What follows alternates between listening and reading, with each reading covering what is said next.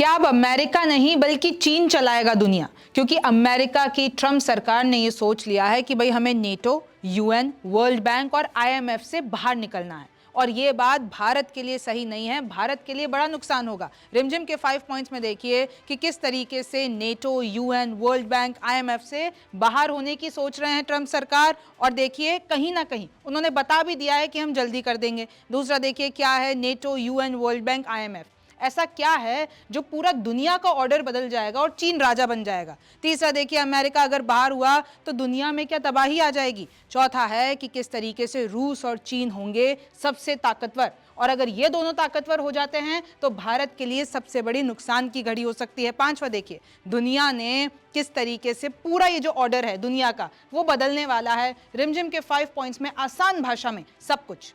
नमस्ते, मेरा नाम रिमझिम जेठानी और आप रिमझिम के 5 पॉइंट्स देख रहे हैं। सबसे पहले देखिए, कई बार ट्रंप और इलॉन मस्क ये कह चुके हैं कि देखिए आईएमएफ और वर्ल्ड बैंक से हमको बाहर निकलना है।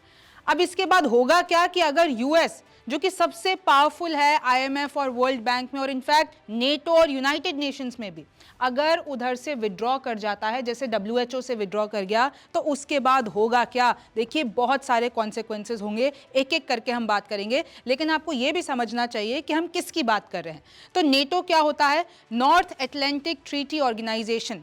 इसमें 31 कंट्रीज का ये मिलिट्री अलायंस है और किस तरीके से यूएस, कनाडा, यूरोप इसमें मेन प्लेयर्स हैं। आप देख सकते हैं कैसे 1949 में ये बना। उसके बाद जब कोल्ड वॉर चल रही थी सोवियत यूनियन से, भाई रशिया उस टाइम पे जो था पूरा सोवियत यूनियन था जो कि बाद में डिसॉल्व हो गया, तो कोल्ड वॉर के टाइम पे इसको बनाया गया। और अब ये किस पे बात करता है? ग्लोबल सिक्योरिटी, टेररिज्म और साइबर थ्रेट्स, और उस पे मदद करता है। ये एक दूसरे देश, अपने आसपास जितने भी देश हैं उनकी मदद करते हैं। यूनाइटेड नेशंस क्या है, आपको ज़्यादा ब्रीफ करने की ज़रूरत नहीं है। ग्लोबल ऑर्गेनाइजेशन है, 193 मेंबर्स हैं। 1945 में बनाया गया वर्ल्ड वॉर सेकेंड के थ्रू, और उसके बहुत सारे ब्रांचेस हैं। चाहे आप यूएनएससी ले लीजिए, चाहे यूएन एजेंसीज ले लीजिए, इस तरीके से यूएन है। अच्छा, वर्ल्ड बैंक क्या है? अब देखिए वर्ल्ड बैंक लोन देता है, जितने भी देश हैं उन सबको लोन देता है ताकि वो अपने देशों में इंफ्रास्ट्रक्चर बना सके, एजुकेशन का काम कर सके, पॉवर्टी है तो उसको ठीक कर चुके। तो 1944 में एक प्रेस कॉन्फ्रेंस होती है, एक पूरे जितने भी 44 देश है वो मिलते हैं, और उसके बाद ब्रेटन वुड्स कॉन्फ्रेंस के बाद ये पूरा वर्ल्ड बैंक बनाया जाता है। और देखिए कैसे डेवलपमेंट प्रोजेक्ट्स को सहायता मिलती है वर्ल्ड बैंक से, चाहे वो रोड हो, पावर प्लांट हो, स्कूल हो। अब एक पॉइंट इसमें यह है कि इंडिया सबसे लार्जेस्ट बोरोवर्स है, यानी इंडिया सबसे ज़्यादा लोन लेता है वर्ल्ड बैंक से। आईएमएफ क्या है? ये भी फिनेंशियल लाइफलाइन है, इंटरनेशनल मॉनेटरी फंड। कोई भी देश अगर किसी को फिनेंशियल नीड है, इमरजेंसी में कोई क्राइसिस आ गई बड़ी, तो उसके बाद आईएमएफ उनको पैसा देता है, शॉर्ट टर्म लोन्स देता है। ये भी 1944 में बनाया गया वर्ल्ड बैंक के साथ में। और इनका मेन मुख्य रीज़न क्या है बनाने का? क्या करते हैं ये लोग? स्टेबलाइज करते हैं करेंसी को। इन्फ्लेशन, अगर कहीं पे महंगाई ज़्यादा हो रही है तो उसको देखते हैं। ग्लोबल इकोनॉमी पे काम करते हैं ये लोग और इकोनॉमिक स्टेबिलिटी लाते हैं। और यूएस का इन चारों ही जगह पे सबसे ज़्यादा पावर है, सबसे बड़ा कंट्रीब्यूटर है। अगर आप ये देख लेते हैं रॉयटर्स की रिपोर्ट में, आपको बताऊं आईएमएफ 90 देशों को पैसा भेजता है, जिसमें सबसे ज़्यादा देखिए अर्जेंटीना, दूसरे नंबर पे यूक्रेन, तीसरे पे इजिप्ट, चौथे पे इक्वाडोर, पाकिस्तान, केन्या, बांग्लादेश, और ऐसे 90 देश हैं जहां पर आईएमएफ पैसा भिजवाता है। और देखिए उसके बदले में बहुत सारी ऐसी ट्रीटीज़ होती हैं, बहुत सारे ऐसे समझौते होते हैं जो इनको करने पड़ते हैं। और अगर आप वर्ल्ड बैंक की बात कर लेते हैं तो इंडिया सबसे ज़्यादा पैसा लेता है वर्ल्ड बैंक से, लोन लेता है $22 मिलियन का। दूसरे नंबर पे इंडोनेशिया, फिर इजिप्ट, फिर नाइजीरिया, चाइना, तुर्की है, पाकिस्तान, बांग्लादेश। तो इस तरीके से ये ग्लोबल ऑर्गेनाइजेशन काम करती है। अब आपको ये समझना होगा कि जितनी भी चारों ग्लोबल ऑर्गेनाइजेशन है इसमें सबसे ज़्यादा शेयर किसका है? यूएस का है, यूनाइटेड स्टेट्स का। अगर हम बात कर लेते हैं वर्ल्ड बैंक और आईएमएफ के रेस्पेक्ट में, तो देखिए 15% शेयर, यानी पैसा कौन डालता है? ये यूएस डालता है। उसके बाद जापान आता है, उसके बाद चाइना, और उसके बाद सारे देश आते हैं। इंडिया की बात कर लेते हैं तो 3.01 हिस्सेदारी है। अच्छा, अब होगा क्या अगर यूएस बाहर निकल जाता है? पूरे ये जो फाइनेंशियल लाइफलाइन है, चाहे आप आईएमएफ ले लीजिए, चाहे वर्ल्ड बैंक ले लीजिए, तो ये एक डिजास्टर होगा। जितने भी बड़े बड़े एक्सपर्ट्स हैं वो ये कह रहे हैं तबाही मच जाएगी। क्यों मच जाएगी? क्योंकि देखिए, क्योंकि 16% तो आईएमएफ पे इन्फ्लुएंस अमेरिका का है। अगर ये लोग बाहर निकल जाएंगे, अगर यूनाइटेड स्टेट्स बाहर निकल जाएगा, तो जो यूएस के पॉलिसी मेकर्स है, जो उनका स्ट्रॉन्ग इन्फ्लुएंस रहता है दूसरे देशों में, उनकी पॉलिसी मेकिंग में, उनके इंटरेस्ट, जो अमेरिका का इंटरेस्ट पूरी दुनिया में फैलता है, तो उनके लिए भी एक बड़ी बात है कि अब उनका इन्फ्लुएंस इतना नहीं रहेगा। अगर यूएस का इन्फ्लुएंस नहीं रहेगा तो ये किसके लिए अच्छी बात हो जाएगी? चाइना के लिए अच्छी बात हो जाएगी, क्योंकि चाइना तो वैसे भी चाहता है कि भाई वो ग्लोबल पावर बने, ग्लोबल लीडर बन जाए। तो अगर यूएस बैक ऑफ कर जाएगा तो ये एक तोहफा होगा चाइना के लिए, और ऐसे वो सारे लोग जो चाइना को आगे बढ़ता हुआ देखना चाहते हैं। चाइना हमेशा से एक लार्जर रोल चाहता है ग्लोबल ग्रुप्स में, और अगर वो अपनी फंडिंग ज़्यादा बढ़ा देता है अमेरिका के बाद से, तो वो सबसे ज़्यादा, अभी उसका करंट शेयर क्या है? 5% के आसपास, और ये तीसरा सबसे बड़ा है। तो अगर ऐसा हो सकता है कि चाइना ये मौका लपक ले। आगे देखिए किस तरीके से ये जो मैंने आपको पूरा बताया है डिजास्टर रहेगा कि अगर यूनाइटेड स्टेट्स पुल कर देता है इस पूरी बात को। ग्लोबल इंपैक्ट क्या पड़ेगा? ग्लोबल इंपैक्ट ये पड़ेगा कि जो देखिए आईएमएफ क्योंकि एक फाइनेंशियल क्राइसिस के टाइम पे एक स्टेबिलिटी प्रोवाइड करता है, अमेरिका क्योंकि सबसे ज्यादा फंड बेचता है, अगर वो अपना फंड खींच लेगा तो भाई आईएमएफ और वर्ल्ड बैंक उस तरीके से काम नहीं कर पाएंगे, उस तरीके से उनकी क्षमता नहीं लेगी लोगों को लोन देने के लिए। देखिए 17% वोटिंग पावर है। अब कंट्रीज जो कि ऑलरेडी कर्जे में हैं, चाहे श्रीलंका ले लीजिए, पाकिस्तान ले लीजिए, अर्जेंटीना, तो उनका तो इकोनॉमिक कोलैप्स हो जाएगा, वो तो चल ही नहीं पाएगी, लोग मरेंगे। और चाइना अगर अपनी लीडरशिप को और ज़्यादा पुश करता है तो ग्लोबल लीडर चाइना बन जाएगा। इंडिया पर क्या इम्पैक्ट आएगा? फॉरेन इन्वेस्टमेंट आने बंद हो जाएंगे, हमारे शेयर मार्केट पे असर पड़ेगा, और आपको भी पता है कि कैसे अभी ऑलरेडी हमारा शेयर मार्केट डूबा हुआ है, सबसे ज़्यादा 30 सालों में सबसे ज़्यादा गिरावट अभी देखी जा रही है। तो अगर ये बढ़ जाता है तो और ज़्यादा होगा। इंडिया के जो एक्सपोर्ट्स हैं वो सफ़र करेंगे, और अगर चीन पावर में आता है तो इंडिया और चाइना की तो वैसे भी 36 का आंकड़ा है ना। अगर चीन पावरफुल होगा तो इंडिया के लिए अच्छी बात नहीं है, भारत के लिए अच्छी बात नहीं है। अगर इंडिया के जो नेबर हैं, चाहे श्रीलंका हो गए, पाकिस्तान हो गए, उधर भी इकोनॉमिक कोलैप्स आएगा, तो पूरा असर तो साउथ एशिया में ही पड़ेगा ना। देखिए 1944 का वक्त, वर्ल्ड वॉर सेकेंड चल रहा था, 44 देश दुनिया बचाने यूएस पहुंचे, आईएमएफ और वर्ल्ड बैंक बने, और यूएस उस टाइम पे राजा बन गया, क्योंकि वहीं पे ही हो रहा था, यूएस में ही सब कुछ हो रहा था, और सबसे ज़्यादा उस टाइम पे स्ट्रॉन्ग पावर किसके पास थी? यूएस के पास। अच्छा, ये जो वर्ल्ड बैंक और आईएमएफ है वो फाइनेंशियल जड़ी बूटी है। यूएस सबसे ज़्यादा फंड देता है, बदले में साथी देशों को मदद देता है। भाई अगर यूएस का कोई साथी देश है तो आईएमएफ और वर्ल्ड बैंक का इस्तेमाल करके उस साथी देश को फ़ायदा पहुंचा सकता है अमेरिका। खुद का इंटरेस्ट हर जगह लाने की कोशिश करता है। भाई यूएस ये सब फ्री में तो नहीं करेगा ना, उसका खुद का नेशनल इंटरेस्ट होगा। तो दुनिया पे एक पकड़ बनाने के लिए, अपना नेशनल इंटरेस्ट बनाने के लिए वो इन संस्थाओं का इस्तेमाल करता है, अपनी पॉलिसीज़ लगाता है, गरीब देशों को अपने हिसाब से स्टेबल करता है कि अमेरिका ही है तुम्हारा मसीहा, तो तुम हमारे हिसाब से काम करो। यूएस के बिना आईएमएफ, वर्ल्ड बैंक होंगे कमज़ोर।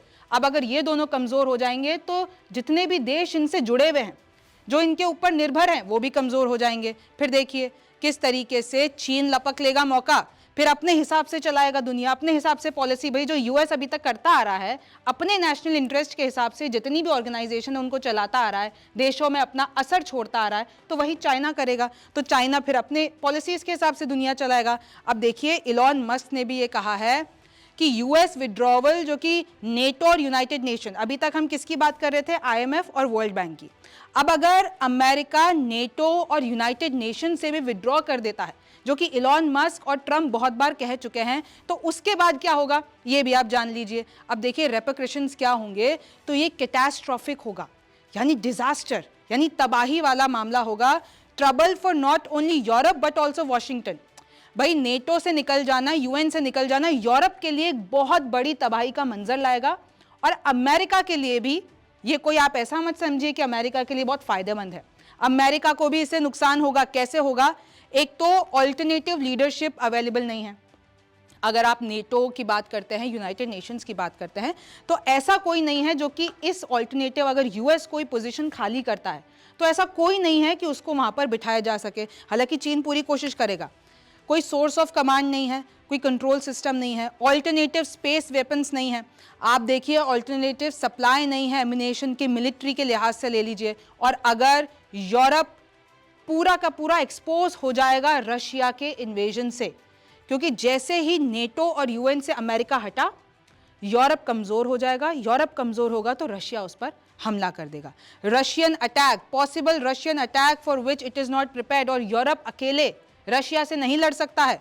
और ये अगर उसको कुछ और साल भी दे दोगे ना यूरोप को, तो वो रशिया से अकेले नहीं लड़ सकता है। और अभी आपको पता है कि कैसे पूरा का पूरा, अगर हम बात करते हैं ट्रंप की, क्योंकि अभी उनका सख्त रवैया है, तो उन्होंने तो यूके के जो प्राइम मिनिस्टर कीर स्टारमर कि आप क्या रशिया से अकेले लड़ पाओगे। अब देखिए, डिफेंस सप्लाईज यूक्रेन के लिए पूरे खाली हो जाएंगे। यूक्रेन को मिलिट्री पावर देने के लिए कुछ भी नहीं बचेगा। अगर नेटो नहीं है तो मिलिट्री पावर यूक्रेन को नहीं मिलेगी। यूरोपियन कंट्रीज जितना भी सोर्स है, उनके पास जितना भी पावर है, वो अपने तक रखेगी कि भाई अगले कल को रशिया ने हमला कर दिया तो उनको संभालना पड़ेगा ना खुद का पावर अपने पास ही। तो यूक्रेन आप समझिए तबाह हो जाएगा। यूएस ने अगर नेटो छोड़ दिया तो ये जो सुपर पावर पूरा का पूरा अपना प्रेजेंस बना के रखता है अमेरिका, यूरोप ले लीजिए, अफ्रीका ले लीजिए, वेस्ट एशिया ले लीजिए, तो वो नहीं बना पाएगा। क्योंकि जब यूएस से किसी को फायदा ही नहीं मिल रहा है तो उसकी प्रेजेंस किस काम की। Countries would move closer to Russia और चाइना। तो क्या करेंगी बाकी के देश, क्या करेंगे, रशिया और चाइना की तरफ जाएंगे, क्योंकि भाई अमेरिका तो आपको कुछ साथ ही नहीं दे रहा है।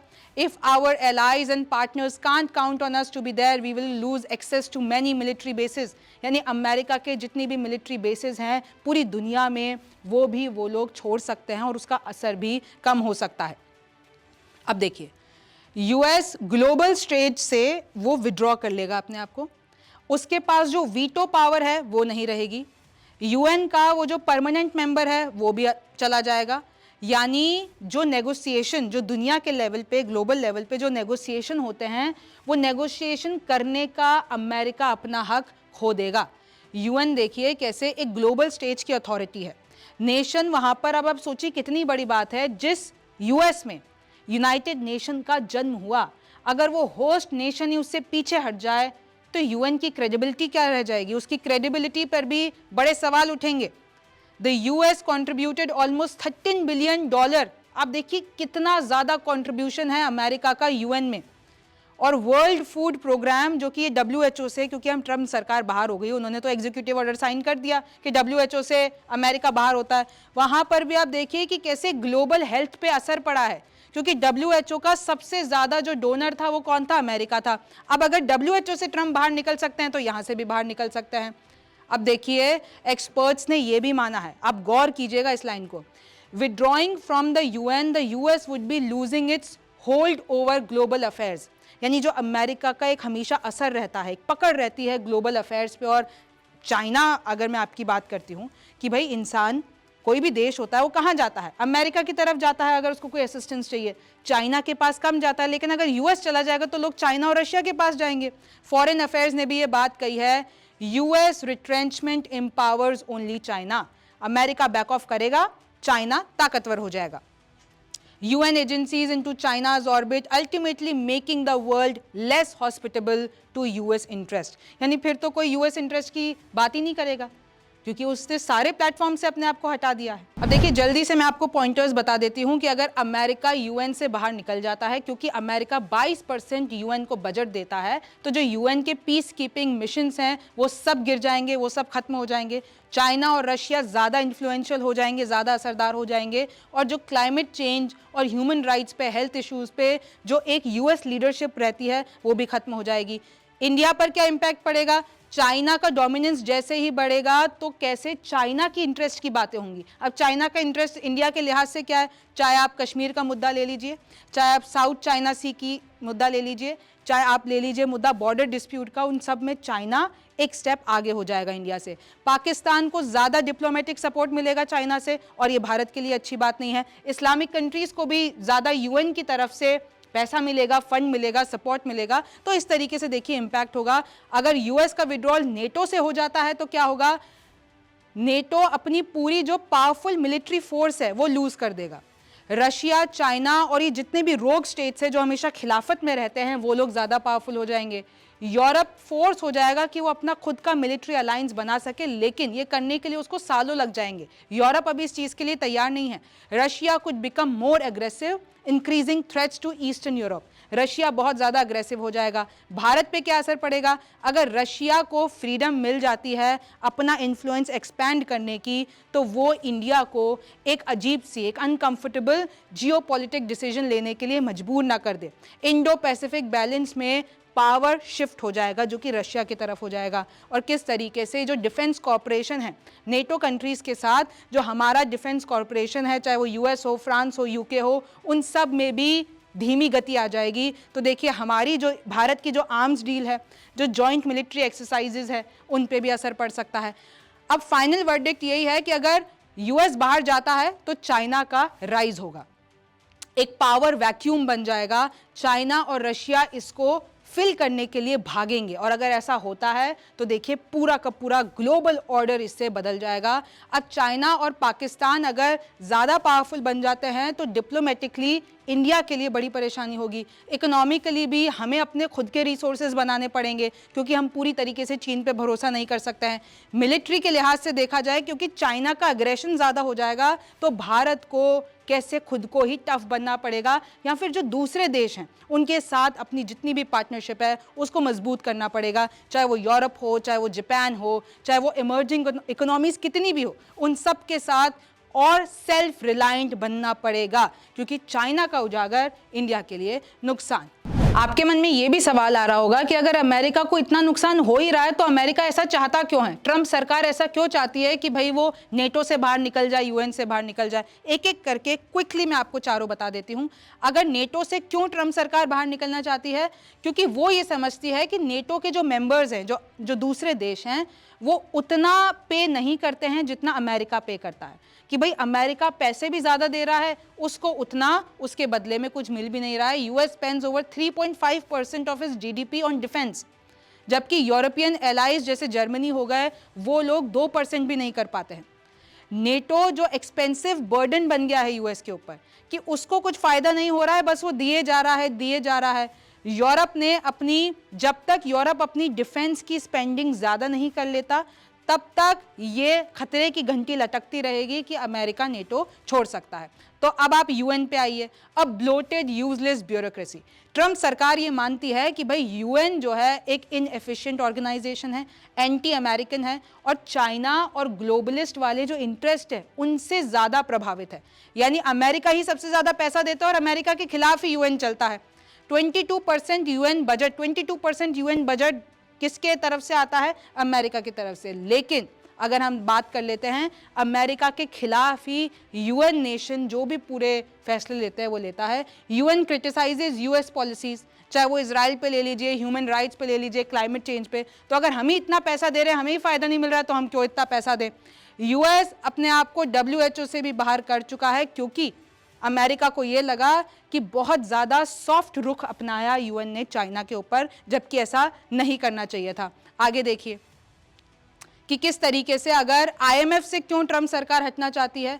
क्योंकि IMF वेस्ट कर रहा है अमेरिका के टैक्स डॉलर्स। क्यों हम फॉलिंग इकोनॉमीज़, यानी जो इकोनॉमीज़ ऑलरेडी बर्बाद हो रही है जैसे कि अर्जेंटीना और पाकिस्तान, क्यों ट्रंप सरकार यानी क्यों अमेरिका उधर पैसा लगाए? भाई उससे बेटर तो अमेरिकन पे पैसा लगाए। The US has the biggest voting share which is 17%, लेकिन वो खुद ही IMF से बेनिफिट नहीं हो पाती है। और देखिए IMF जो ये ग्लोबल करेंसीज को रेगुलेट करता है और किस तरीके से चाइना की तरफ भी उसका थोड़ा झुकाव ज़्यादा है, तो इसलिए IMF से भी खुश नहीं है। वर्ल्ड बैंक देख लीजिए, stop giving loans to rich countries. भाई वर्ल्ड बैंक क्यों ऐसा हो रहा है कि वो अमीर देशों को लोन दे रहा है? भाई आप उसकी मदद करो ना जो नीड में है, जो गरीब है। World Bank kept lending to China, आप लोग चाइना को फंड देते रहे और ये बात बिल्कुल अमेरिका से बर्दाश्त नहीं हुई। चाइना दुनिया का सबसे ज़्यादा सेकंड लार्जेस्ट इकोनॉमी है, फिर भी आप उसको दे रहे हो।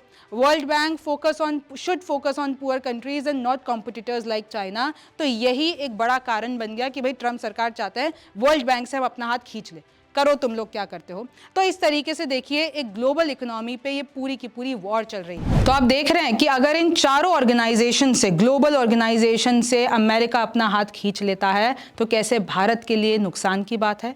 चीन और रशिया खुश हो जाएंगे, लेकिन पूरा ग्लोबल इकोनॉमिक्स यहाँ पर चेंज हो जाएगा और ये खतरे की बात है। आपको इसके बारे में क्या लगता है मुझे कमेंट सेक्शन में ज़रूर बताइए। मेरा नाम रिमझिम जेठानी है, आप रिमझिम के 5 पॉइंट्स देख रहे थे। आपसे फिर मुलाकात होगी।